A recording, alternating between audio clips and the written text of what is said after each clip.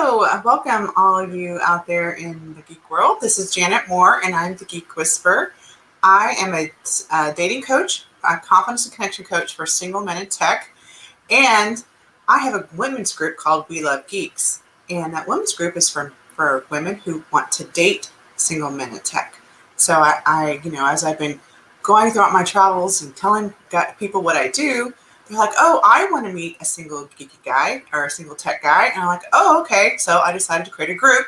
So when I get things going with my guys, we want to meet those guys, then I can say, here they are. And we can connect the two of you together. So today's live stream is going to be about, I have a special guest today. I'm so excited. I'm not going to get the exact name here. I should really put it somewhere. Let's see. Hold on a second. I'm going to put this cool thing on top. Oh, this one. Okay. It's called, I'm so bad. I remember names. Oh my God, I can't get into my phone. Okay, it's called, let's see. How what you think affects your love life. How what you think affects your love life. So I have a special guest today. I'm going to bring him on right now. Here he is. It's Blair Robinson. And hey, Janet, how are you? Hey, I'm great. Thanks for joining me. What's really cool about Blair is he's actually in Australia. He lives in Australia. I do. And he is the founder of Practical Metaphysics. He's the founder of that. And you want to go ahead and say a little bit more about what you do and all that kind of stuff? Yeah, sure. Yeah, thanks, Janet. And thanks for having me on. This is awesome to be able to speak to your audience. But I have always had an interest in metaphysics. And for those of you who are not sure what metaphysics is all about, it's kind of that weird place where science and spirituality kind of mesh together. A lot of the time people think that, a scientific outlook, a technical kind of outlook into the kind of world of spirituality is like two incompatible things, right? But what we do in Practical Metaphysics, as the name kind of suggests, is mesh them together, right? So that we can look at, spiritual kind of stuff without all of the woo-woo, bits and pieces that go along with it typically, right? So we can make it a little bit more scientific. We can make it a little bit more kind of normalized so that we can use the concepts and the ideas, that we take what we need from spirituality, take what we need from science, and really put together a great framework for being able to live life, to the best that you can in your relationships, in your health, in your work, all of that kind of stuff. So in a nutshell, that's what Practical Metaphysics is all about. Yeah, I actually joined his group because I thought it was super awesome. And you have how many people in your group? You have a huge group, right?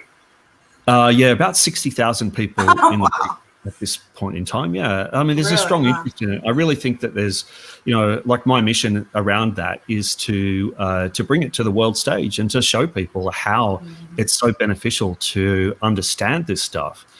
Because we don't, we focus on our academic pursuits and we focus on our religious stuff, and we've got all these different things that are in different compartments. But when we start integrating things together, I think we can really go places, and that's my mission in Practical Metaphysics. So there you go. Nice. Yeah, I've always thought finally science is catching up to spirituality. That's what I've been saying. I say it all the time. It's like, people think this stuff is woo-woo, but now they're actually being able to prove scientifically that woo-woo is actually works. So I think it's kind of cool.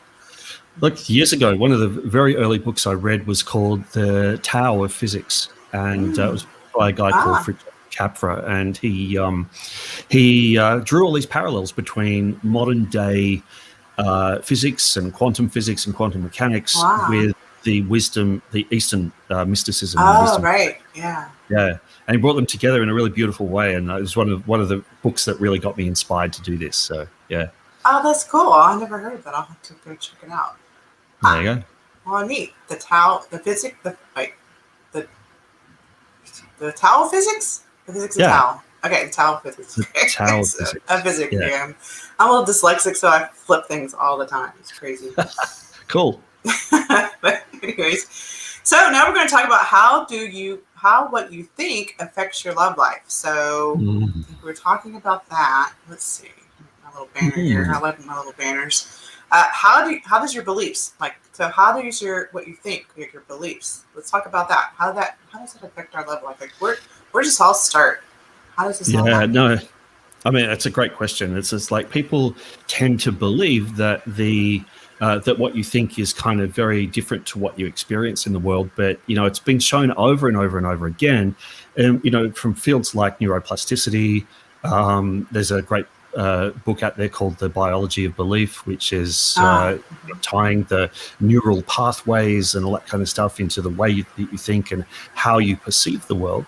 When you think about it, it really is a massive impact in terms of how you see what's going on around you. Like, for example, if you're driving down the street and you see two people on the street corner, and you've got a friend in the car with you, and you drive past and you go, oh my God, look at that. There's some dodgy deal happening on the side of the road. These two people are doing some kind of drug deal on the side. And you have that's your story, that's your narrative. And it's probably based upon the different experiences that you've had in your life, different, influences that you've had. But the person next to you in the car might go, no, I'm sure it's just two old friends catching up, happen to run into each other on the street. How beautiful that they're having this great catch-up conversation, so it's like what you think really changes the way that you experience the world. And when we filter the way that we see the world through the language and the mechanism of our beliefs, it's like putting on blinkers. It's like if you've got a very strong story that this means this and that means that and that's how it is, then you've got that blinkered view. And it's like blinders on like a horse, right? Yeah, and you're always going to see the drug deal happening on the corner, and that's going to be your experience of life. You're not going to have as pleasant experience as the person who's seen the more positive aspect to it. But it's the same thing. They're looking at exactly the same thing, but they're having two different experiences purely because of the way that they think. And the way that they think is driven by the belief systems that they've developed over their life, over years and years and years. So when you were a kid, and you're growing up, and your parents say to you, "Look, stay away because when you see this, it means that. So steer clear of that." Or when you see this, it means that, and that's good. It's when you're given these things that you adopt from your parents. And a classic example is fear of spiders. Right? I don't know any kid, any child who's just been born who is scared of spiders.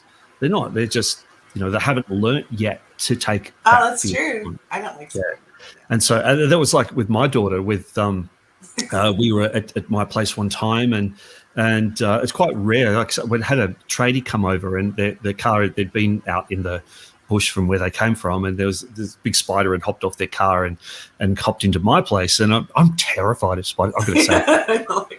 Absolutely shit myself when I see a spider. I really do. It's not funny. Pretty, right?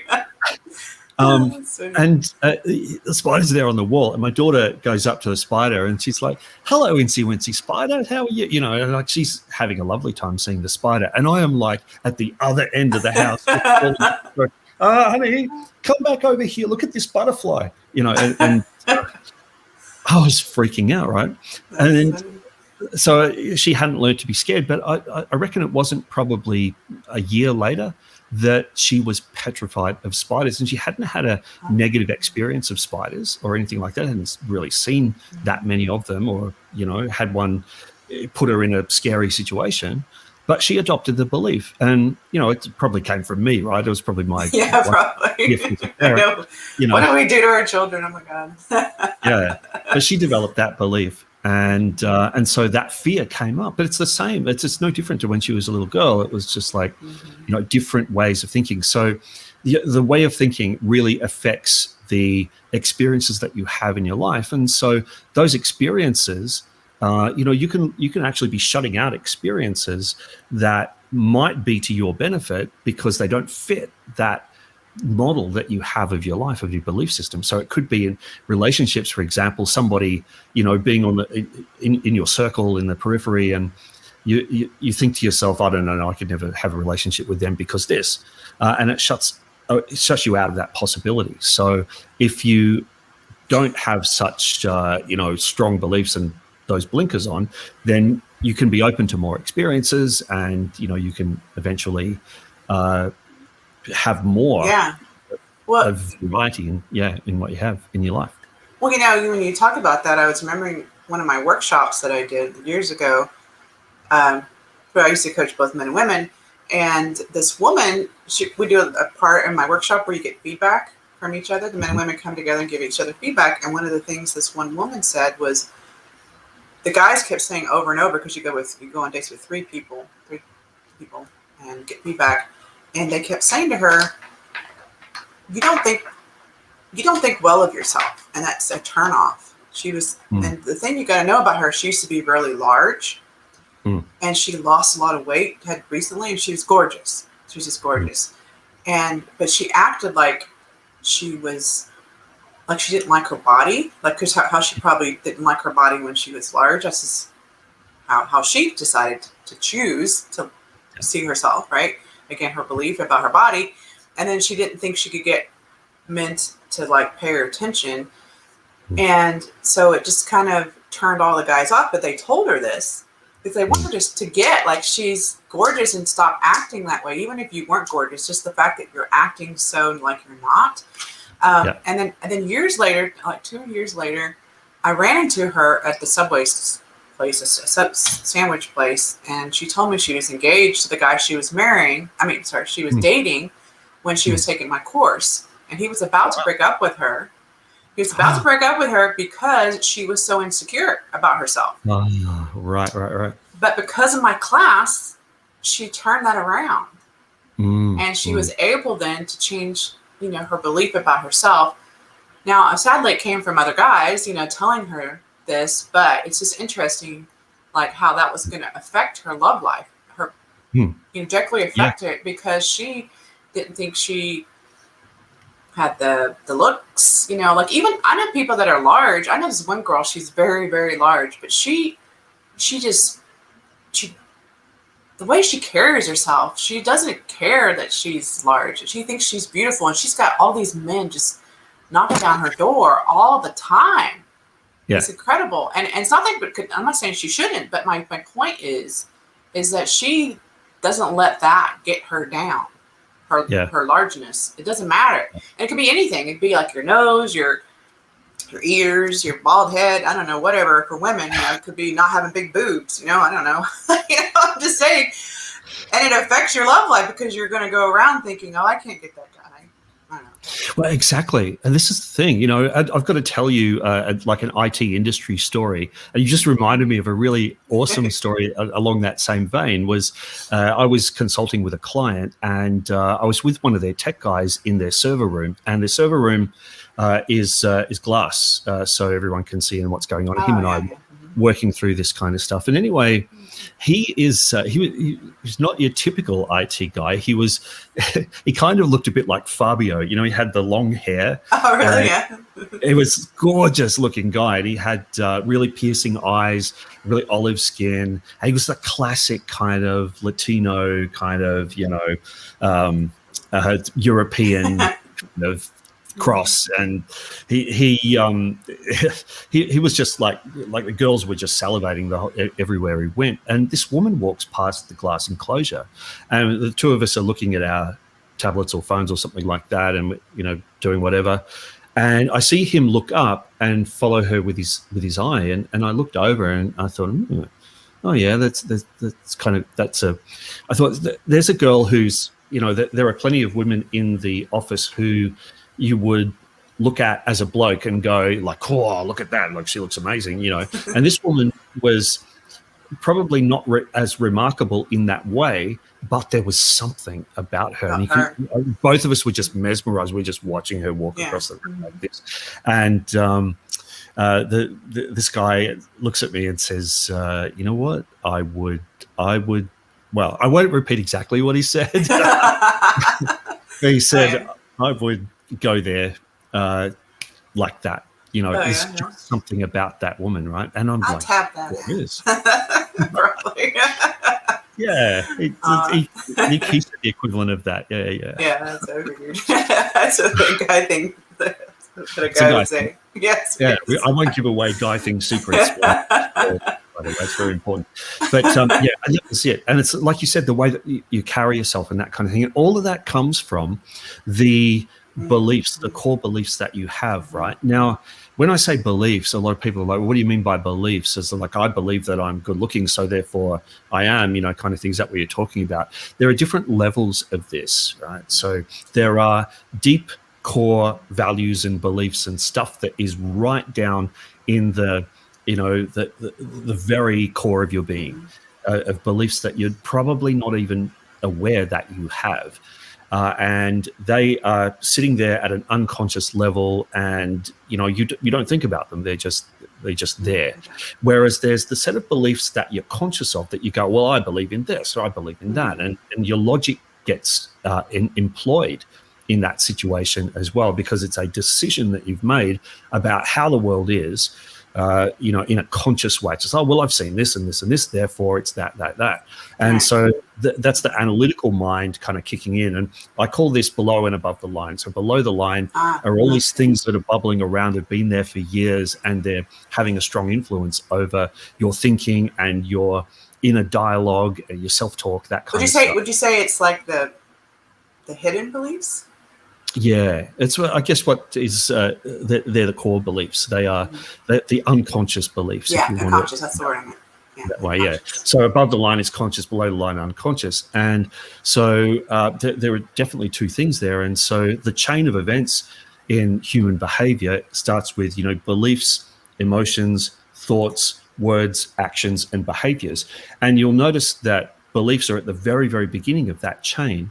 But then later on, it comes into emotions and thoughts and that kind of stuff, which are higher up in the chain. And so your conscious, rational mind thinking, oh, well, it's like this, or wishing for that, or hoping for this, or saying affirmations about that, doesn't change the core beliefs that have been there probably with you forever. And so a lot of people get caught up on that when you say that you've got to carry yourself properly, or you've got to be confident, or what have you. Confidence is called confidence for a reason, because that's short for con, which is a con job, kind of like. Oh my god, I never thought of that. Confidence is an act. That's all it is. That's what they used to call con men, or confidence men, right? And so the idea is you would walk in, you would feign confidence about this particular thing and get people to believe you, right? But that is at the level of, that's above the line. It's conscious stuff that you're manufacturing, you're making up in your mind. And that's not the kind of thinking that I want to talk about today. It's the unconscious stuff that's buried there for a long time, right? I can give you an example of this in the, again, in the IT, I guess, because I was 30 years in the IT business. Yeah, I was going to say, we're both geeks. That's why he's on this show. That's why he's on this show, because he's also a geek like me. So that's why. But we both kind of like going different, becoming whatever we are, coaches and stuff. So I was involved with this project. It was a government project here in New South Wales many years ago, and it was a 2-year project. And they said the project has to be complete within 2 years. And the lead guy on this project, the project director, was a really great leader. He was a great guy, but he was constantly like, he could tell he was getting pressure from above. It was like, it's got to be 2 years, no more than 2 years, got to be 2 years. And anyway, we had a bit of a session one day.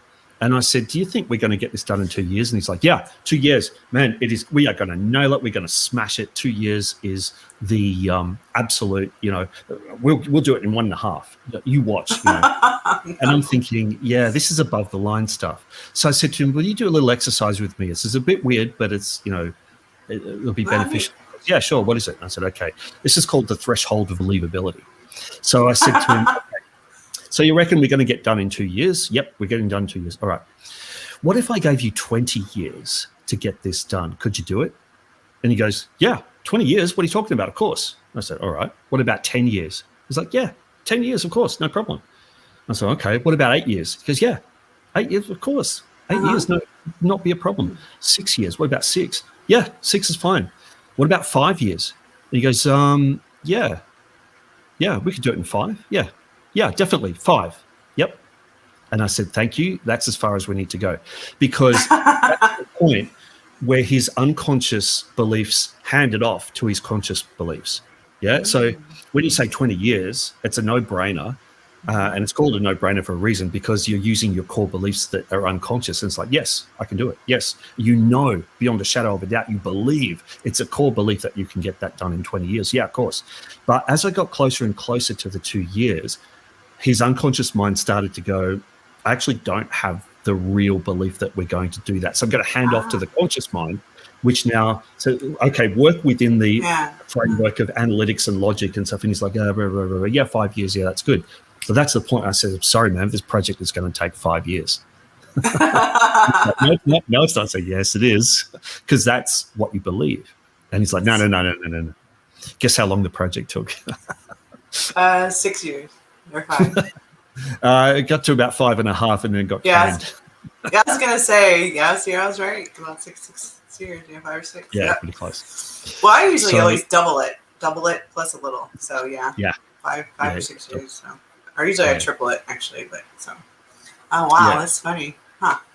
So if you can find a way to actually connect to those core beliefs and figure out what they are, what is really, really going on in your life, then you get a really amazing set of insights into what it is that's going on in your world. And in terms of relationships and dating and stuff like that, if you're finding that there's a pattern that's repeating over and over again, like you get into a relationship and it always ends up the same way, it always ends up to be abusive, or always ends up to this same argument coming up, or the same situation, or conflict between wanting kids, not wanting kids, blah blah blah, all the kind of usual stuff. If you're in a pattern like that, then what it is are those unconscious beliefs that you're not aware of. And when you get in the relationship, it's all conscious stuff, like, I really like this person, he seems great, it's all good, and everything goes well. But the unconscious beliefs are there filtering your view. And it's like, if he, for example, walked away from you and went out the front door and went outside, if your unconscious beliefs have got insecurity and stuff like that going on, you'd be like, why is he upset with me? What's going on here? What just happened? What did I do? Yeah, but if you don't have those there, it'd be like, what an asshole. Yeah. Or whatever, Yeah, but if you've got a different set of unconscious beliefs that are not telling that story to you, it could be just like, oh, how awesome that he's gone outside to do the gardening or something, whatever it is. Yeah, exactly. It's probably not that, but yeah, you know what I mean, right?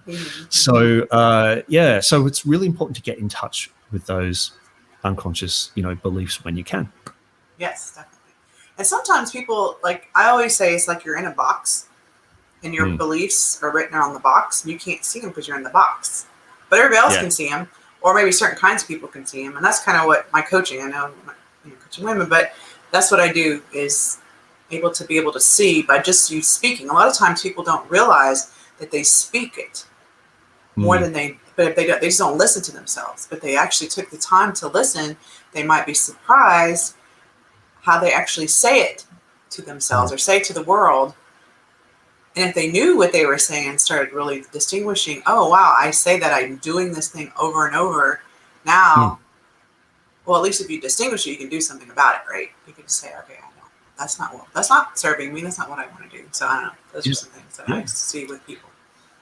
100%. See, and that's the key to actually unlocking what these things are. How do you connect to those core beliefs? If they're not conscious and you're not aware of them, how do you get in touch with them and figure out what they are so that you can either let them go or change them? So one of the ways of doing that is I call it turning over the rock. So if you've got a rock in your life, which might be a repetitive pattern you're always getting into, or a situation that you don't prefer, or something that's going on that is in the way, or you can't see your way past, or anything like that. If you think of it as a rock, then you literally lift it up and turn it over. And you know what? When you're outside out in nature and you pick up a rock that's half embedded in the dirt and you turn it over, all these little creatures will scurry around and try and get out of your way, right? And that's pretty much what happens with beliefs, or these core beliefs. When you turn the rock over, it's like they're all going to scurry away because they kind of don't want to be threatened, if you think of it that way.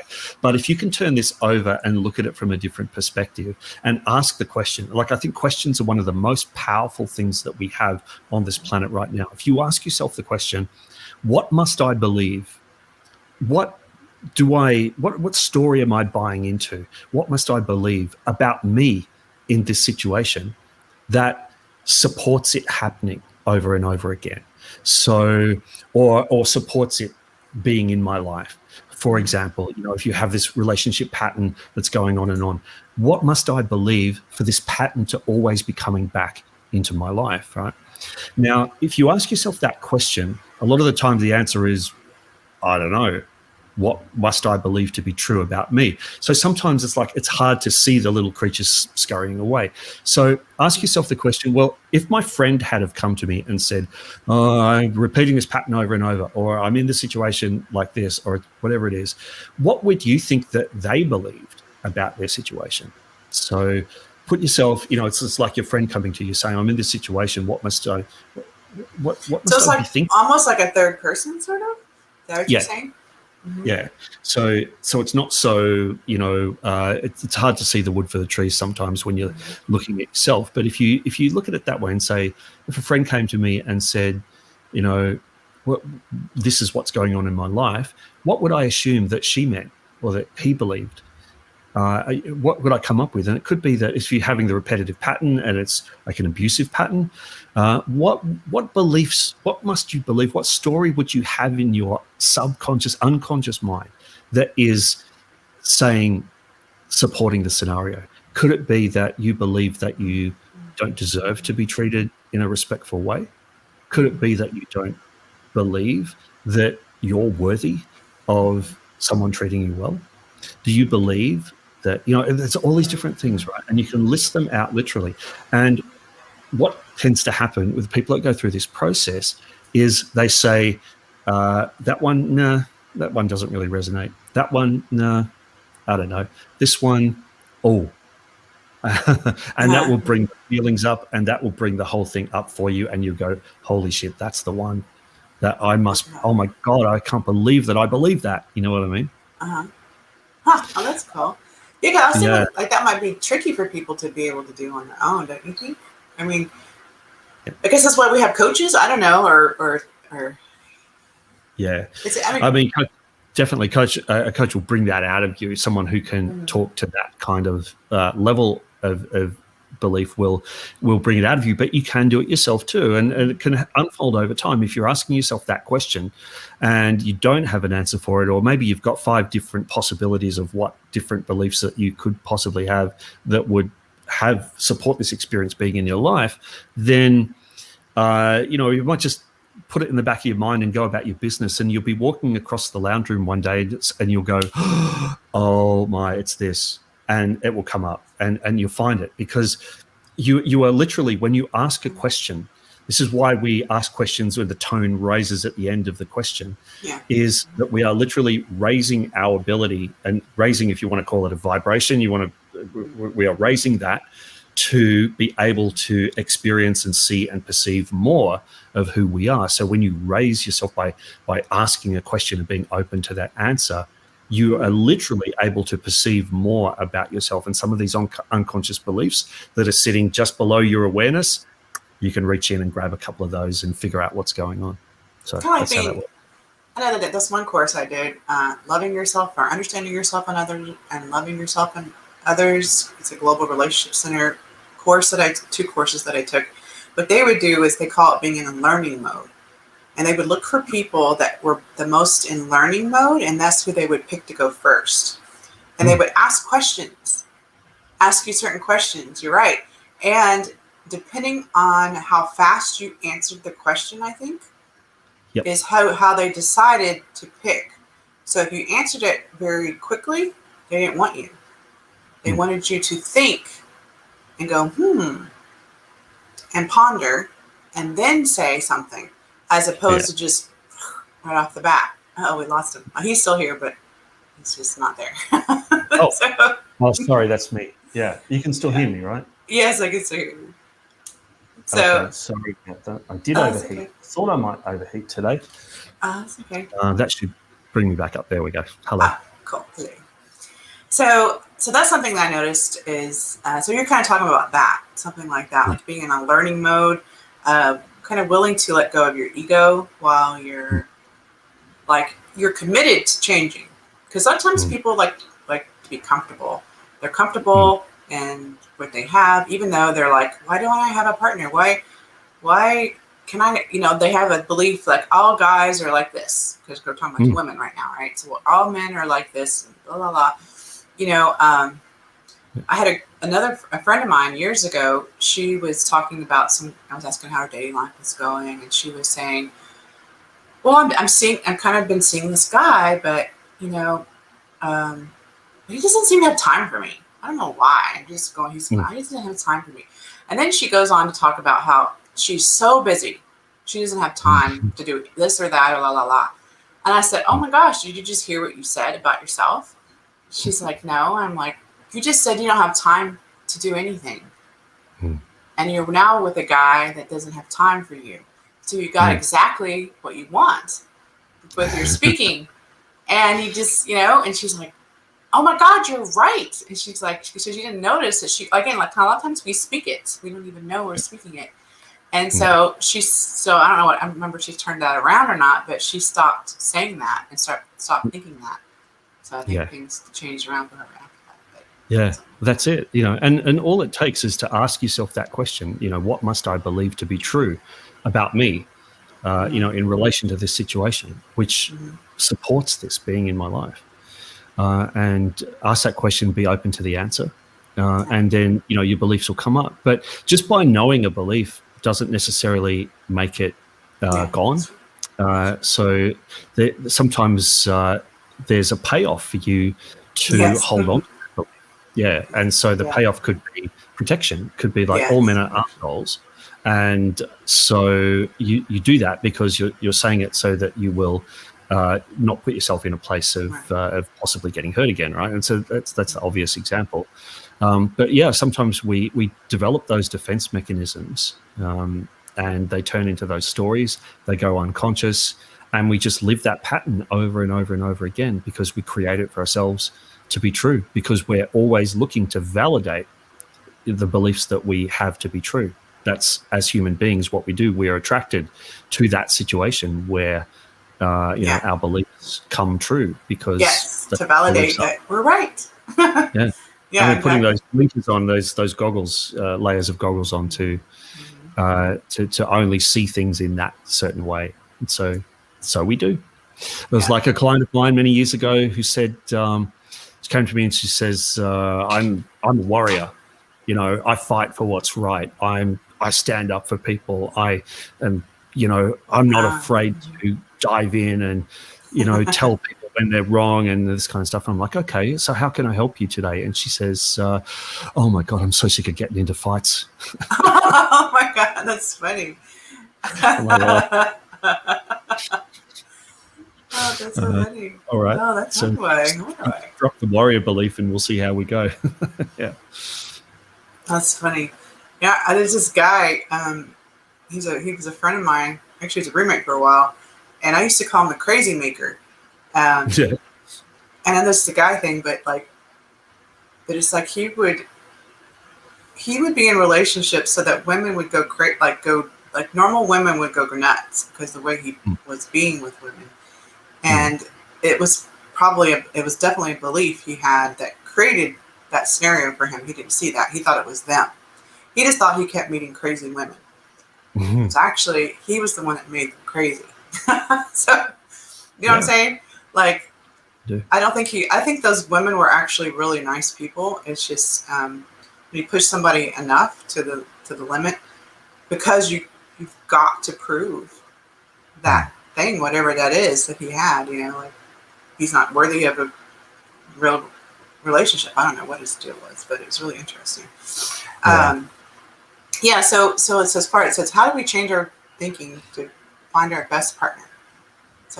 Yes, interesting. Well, in terms of, if you're in that situation of looking for your best partner, I am always I always come from the perspective that like attracts like. What you put out is what you get back, kind of thing in the world. And so I think it's important to strip away a few of those layers of belief that are not necessarily serving you that well.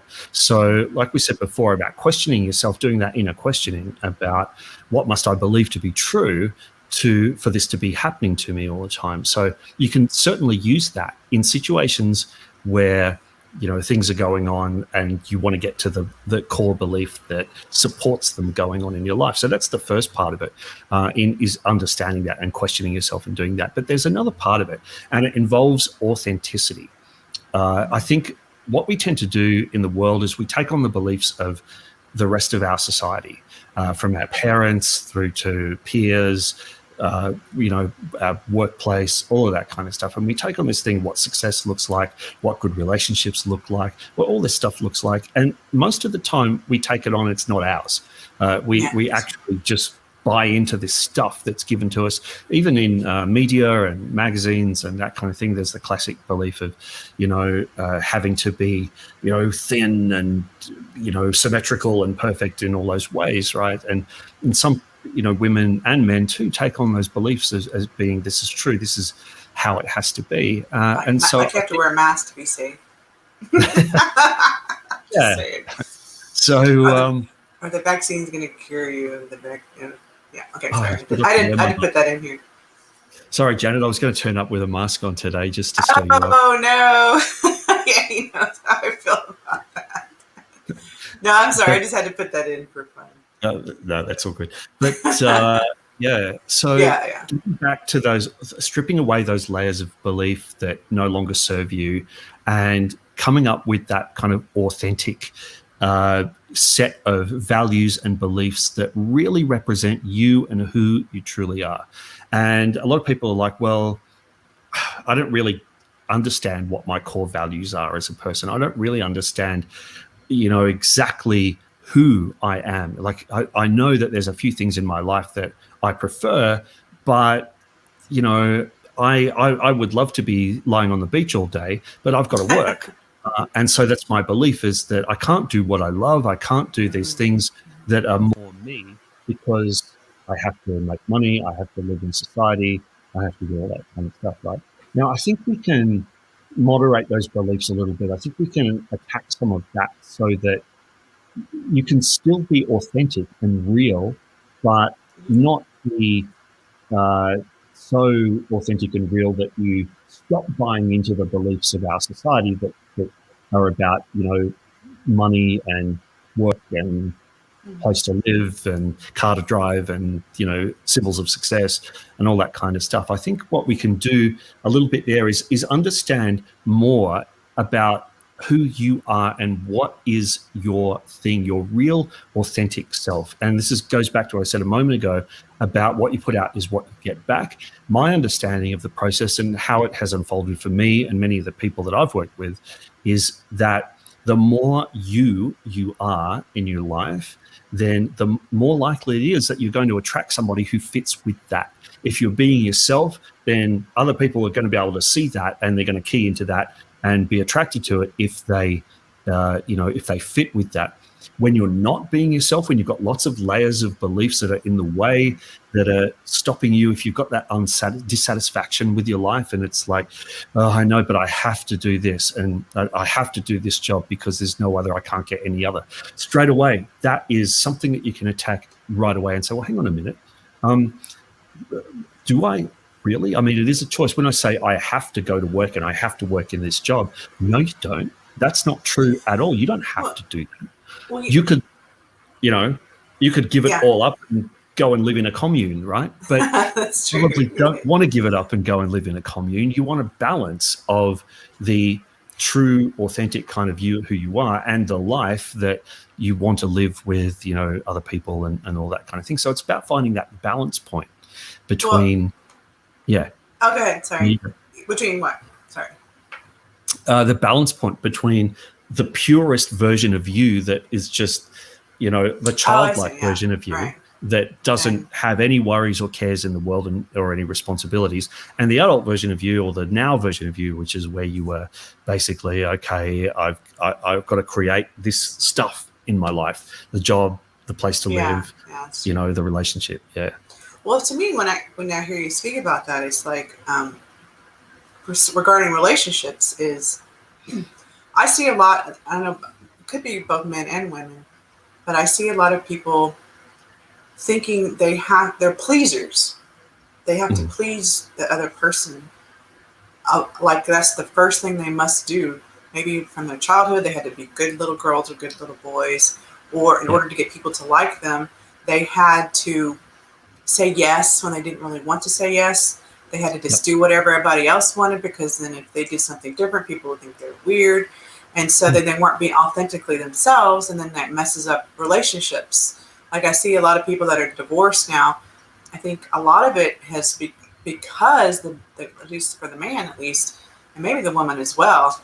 Like I said, I think it's for any really relationship. They're not standing up for what they believe, and they allow things to happen that they don't like, and then at some point they explode and they get upset, and then they wonder, like, create chaos and a mess, right? Where if they would have just been authentically, hey, another thing I see is like people want to date the hot guy or the hot girl, so they just kind of like, well, I'm just gonna, just because I get to look good by dating this hot guy, but he has nothing in common with me. He has nothing, and same for men, they date the hot girls, but it's like, why don't you the same interest, something that's similar to yourself? I've always thought I like who I am, so I want someone like me, right? I don't want someone that's completely different from me. I want someone who has a little bit of things that are, yin yang kind of thing, but so I just find it interesting that that seems to have gotten in the, like, if you look at people that are divorced, people that haven't gotten married yet, that I coach, don't have this yet, but the ones that are married that got divorced, that seems to be a big thing, is not being true to themselves. And then when they get, and then but they marry him anyways, and then they wonder what happened and why they don't like that person. It's not really because, I think a lot of people get married too young and they're too idealistic in their thoughts about, instead of actually really getting to know the person and then getting to know themselves. I think that's really key. Getting to know yourself first, and then looking at, well, the person that I am, who would I really want to be with, Yeah, exactly. And being that, putting that signal out of being your true, authentic self, the only way to really do that is to do what you love and to be that person, and to not care about what other people think, not buying into the beliefs that hold you back from doing stuff that you really love. So if you find yourself in the situation of feeling like you have no choice, or you're stuck, or you're locked in, and you can't, have any choice, and you're trapped by that, then there's always a way out of that. And usually the way out is to say, well, hang on a minute, who do I actually want to be here? So if you bring it back to not so much about the situations and the circumstances and all the stuff that's going on in your life, sure, they might be the triggers for this line of questioning. But when you really ask, well, who is it that I want to be? Am I really being the person that I want to be? Yes, I have this job. It's a high-paying job. It is allowing me a degree of freedom, but there's also a degree of frustration. It's a trade-off. Is this really me? Is this me? And if the answer to that is, well, not really, then it's time to reevaluate, what really does excite you and what takes you to that more authentic version of yourself. And in terms of relationships and attracting the right people in relationships, if you're in a position where you're not in one at the moment and you're looking to do that, then I think the most important thing that you can do is to be fully and completely as yourself as you can. And the key to doing that, and a lot of people don't know how to do that, but it's surprisingly simple.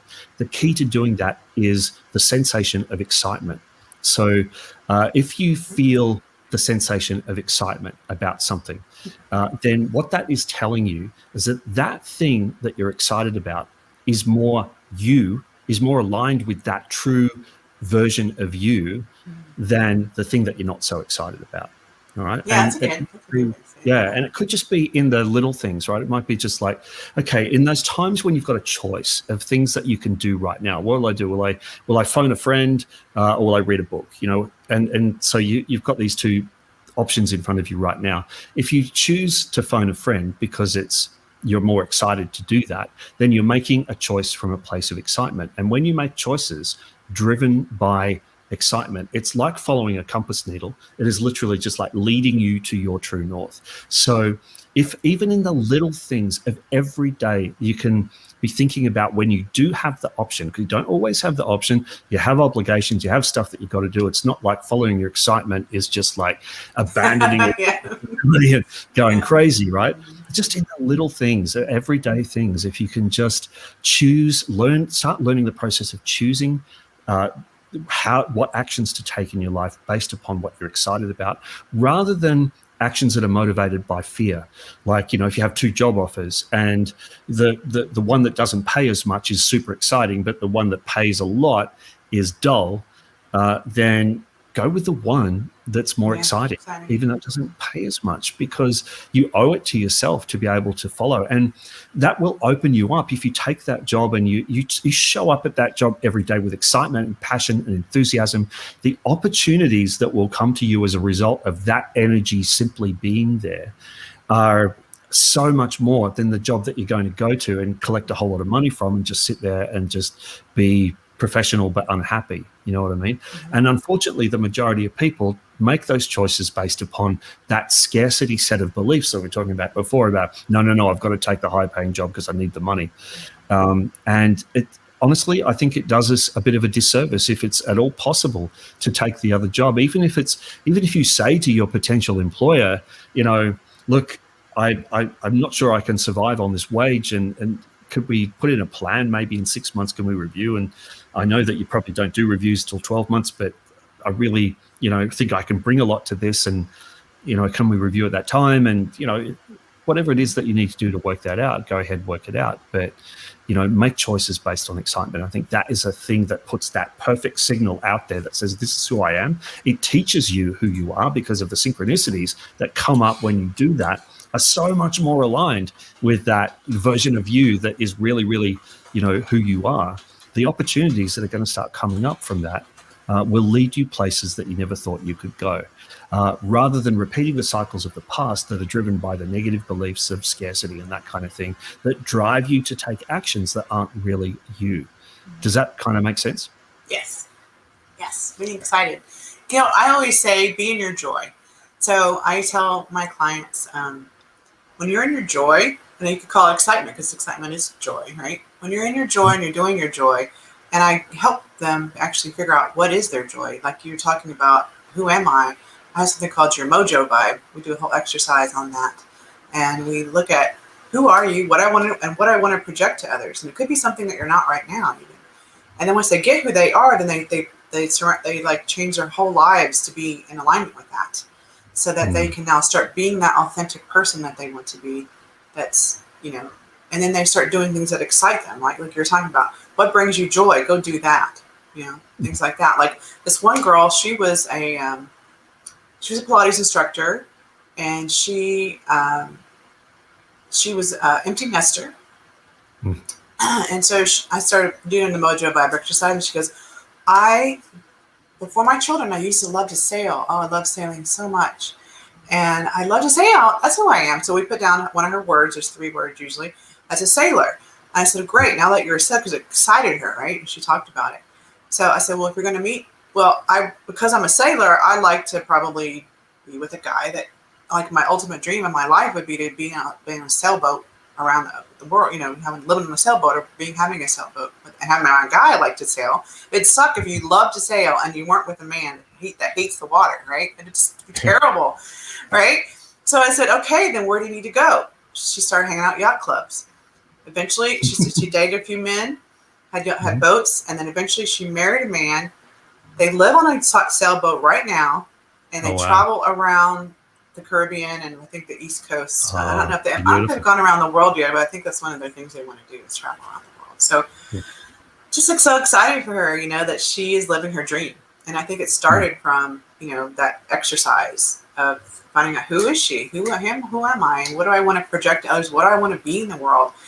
I had another guy who, he was a lawyer, but he was super funny. And I said, God, you're so funny. You should be in stand-up or something. And eventually he decided to do improv. And then after the improv, he started doing theater. Now he's an actor and a writer. So he started being his true self. And what happened with both of these people is them being their true selves. They actually found their partners that fit them so nicely. So, yeah, that's the shortcut. I mean, that's how I see it. Is the shortcut. We can go through the self-analysis. We can go through the deep questioning. We can do all that kind of stuff. We can sit in therapy. We can do all of that. But at the end of the day, what you put out is what you get back. So let's put out joy. Let's put out excitement, passion, and happiness, and let's see what happens. Yeah. Well, we've got to wrap up here because we got our next one. So this is more geared towards women. So now we're going to have another one at about 10 minutes for men. So thank you so much, Blair, for being here. It was really fun having you on. It's an absolute pleasure. Yeah, no, that's great. Thank you for having me. It's been really fun. Yeah, thanks. Well, I'm going to just take you off for a second. I'll be back in a minute. So everyone, that was Blair, again, a Practical Metaphysics group. It's a really cool group. If you're into that kind of thing, I'm into that kind of thing, personally. And for my girls out there, my women out there, I just want to say thanks for being here. And if those of you that are seeing this on a replay, please type #replay to let me know that you got to see this live stream after all. And also just let you know, the last thing I want to let you know is that group that I told you, the community dating community, is live. And I think I put it in the URL in the comments below, but if I didn't last time, I'll definitely do it this time. So if you want to be in a vetted community where you know that all the guys are real and you know what they're not married, all that kind of good stuff, and you get 4, like if you meet somebody on Tinder or out in the world, you want to see if they're really who they say they are, you get 4 free verifications every month. And you're going to be part of a community. It's kind of just starting, so it's not really so much for, like a dating site so much yet, but it will be soon. But what's cool about it is you get free trainings and all kind of resources for dating and stuff like that. So it's called the Honest Date Bar, and I'll put the link below. Okay. Anyways, hope you all had a great. Hope you enjoyed this show. Again, if you're seeing this at the replay, please press or type in #replay so I know you saw. Thanks so much, and I'll see you next week, next Friday. Take care. Bye-bye.